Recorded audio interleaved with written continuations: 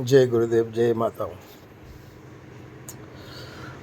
मैं 2 रात हुआ सोया नहीं हूँ सोच सोच के। मेरे मन में जो प्रश्न है, आजकल के जो बड़े बड़े आचार्य और बड़े बड़े तपस्वी और जो शंकराचार्य के नाम से भी बैठे हैं, आचार्य बड़े बड़े पंडित ज्ञानी महर्षि जो हैं, इन लोग भी नहीं बता पाएंगे कि इनके भी ज्ञान की औकात नहीं है। इसलिए क्योंकि ये लोग ब्रह्म के बारे में कुछ जानते नहीं हैं। तो ये लोग कैसे बताते हैं? ये लोग यही बताते हैं जो किताब में लिखी हुई चीज़ों को पढ़ के वो लोग बताते हैं। लेकिन मैं वो जड़ तक पहुंचना चाहता हूँ। मैं भी पहुंच नहीं पा रहा हूँ, मैं भी बता नहीं पाऊँगा। एक ही गुरु बता पाएंगे, और जो कि वो जिनके सामने 33 कोटि देवता भी खड़े होते हैं, वो है हमारे स्वामी श्री निखिलेशानंद महाराज, जो कि मेरे पिताजी है, मेरी माई है, मेरे बाप है, मेरे सब कुछ है। वही बता पाएंगे। लेकिन मुझे दुख की बात यह है कि मेरे गुरुजी भी मुझे बता नहीं रहे हैं इसके बारे में। ये प्रकृति की सृष्टि कहाँ से हुई, ये आत्मा कहाँ से आई, ये आत्मा कहाँ से आती है। सबका पता है आत्मा है।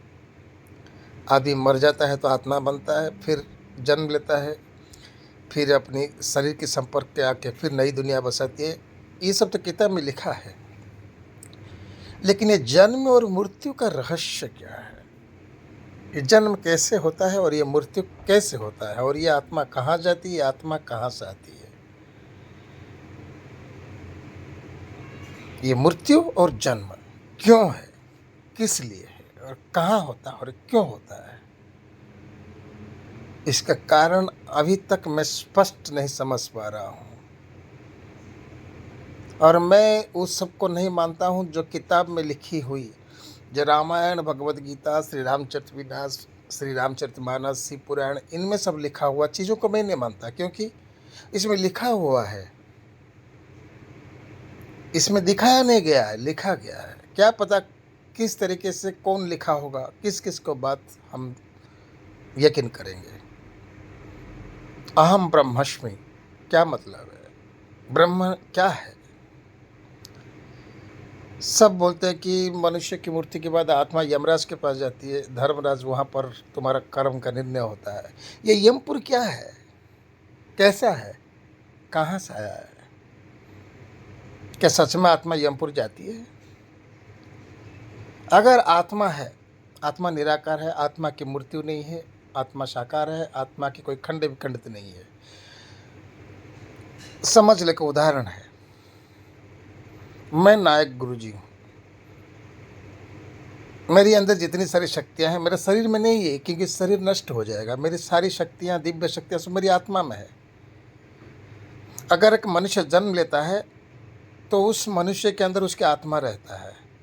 अगर उस मनुष्य के अंदर आत्मा रहता है तो जिनके अंदर तपोबल है, सिद्धियां हैं, तो उनके अंदर से आत्मा जाकर सभी के पास घूमता है, फिर भी वो मनुष्य जिंदा रहता है। क्योंकि बोला गया है, शरीर से अगर आत्मा अलग हो जाएगा तो शरीर मर जाएगा।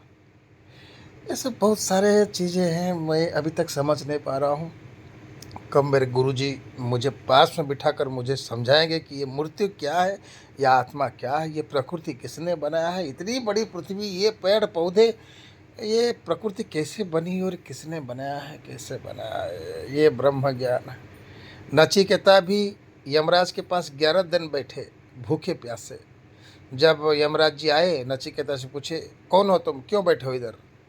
तो नचिकेता ने यमराज से बोले कि प्रभु, मुझे ब्रह्म के ज्ञान के बारे में जानना चाहिए। क्या है ब्रह्म का ज्ञान, क्या जानता है? ये मृत्यु क्या है, कैसे होती है, और मृत्यु के बाद ये आत्मा कहाँ जाती है, फिर आत्मा आती है, फिर जन्म लेता है, फिर भी आत्मा घूमता रहता है, क्या चीज़ है?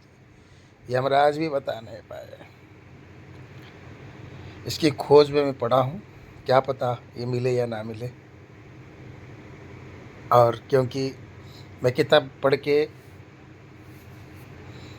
बड़े स्टेज के ऊपर एक माइक रख के, किताब को सामने रख के, पढ़ पढ़ के बता के लोगों को, इतना बड़ा मैं आचार्य नहीं बन सकता। क्योंकि ये भारत में जितने भी बड़े बड़े आचार्य हैं, किसी के औकात नहीं है ब्रह्म का ज्ञान। और इस ब्रह्म के ज्ञान की खोज में मैं हूँ। ये जन्म और मृत्यु ये क्या है, इसका रहस्य क्या है,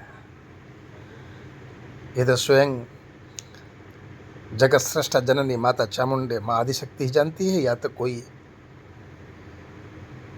जो सिद्धाश्रम में रहते हैं सूक्ष्म रूप में,